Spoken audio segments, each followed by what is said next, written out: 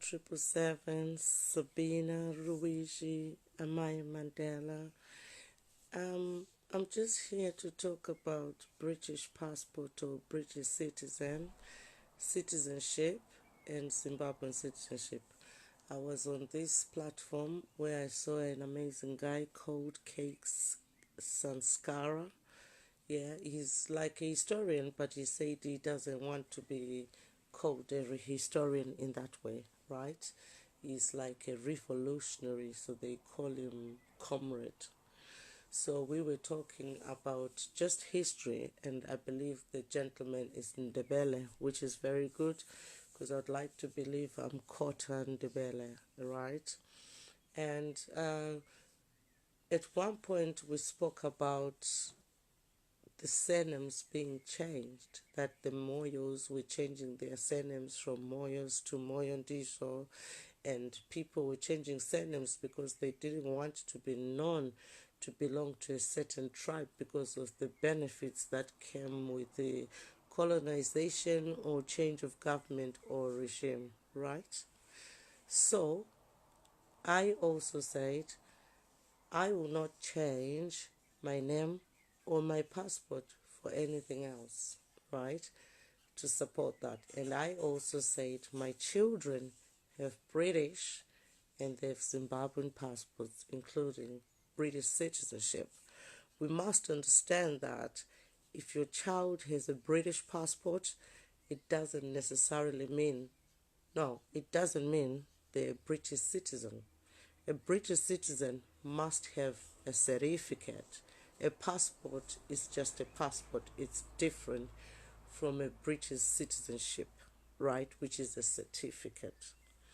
So the gentleman now said, "Oh, Sabina Anisuruiji, your kids have a red passport and a green passport because of visa."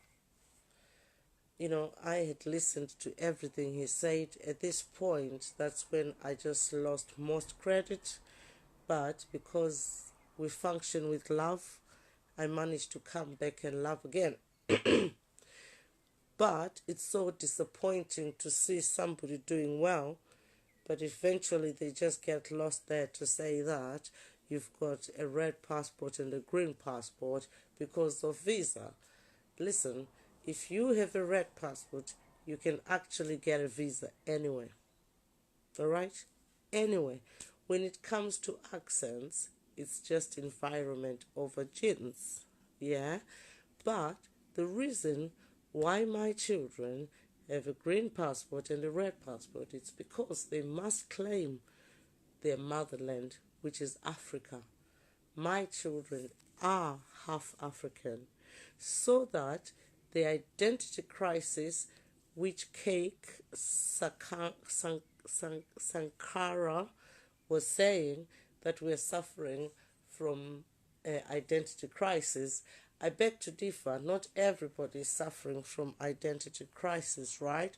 This is the reason why we gave our children green passports and British passports, even if they were born in this country. So the chances are children with both passports will not suffer from identity crisis, but they will suffer from choice because they can only land in their mother country, whereas it's very difficult for a black man to climb up the ladder of mortgage in this country. And if you live in this country, trust me, if you get a mortgage, you also have to go to work slavery at 9 to 5. And if you miss work for 2 days, you lose that mortgage. To which in Africa, you can just buy cash and that's it. So it's important that for us Zimbabwean people, our children who are born in the diaspora still hold their Zimbabwean passports so that they find somewhere to fall on in case shit hits the fan. Okay, so basically, I must correct you, Cakes Sinkara, that my children have these passports not for visas, but for a black man to feel that they are a black man, and being black means you're African. All black people are African. So you must hold an African passport, let alone speak the language. So let's just wait on the passport so that when you hold your green passport, you feel a sense of belonging, which cancels out the identity crisis, right? Because, like you said, Cakes, some people give up their Zimbabwean rights for British status, right? Those are those people. We don't know what situation made them do that. So, for you, you've got more knowledge than me, but I'm just talking for myself.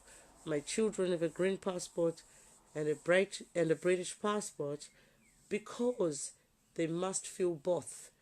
Their mother is Zimbabwean and they were born in England. So that is the advantage for both of them, which we never had.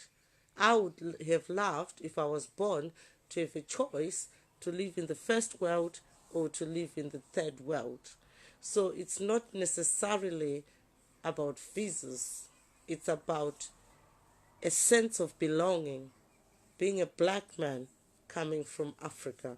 All right, thank you very much. This is Boeing 777 Sabina Ruizi. Yeah, follow me on Instagram and YouTube. It's embarrassing to say this, but I think you have to say this so that you don't lose your following. Okay, God bless you and goodbye. Have a good Sunday. Bye bye.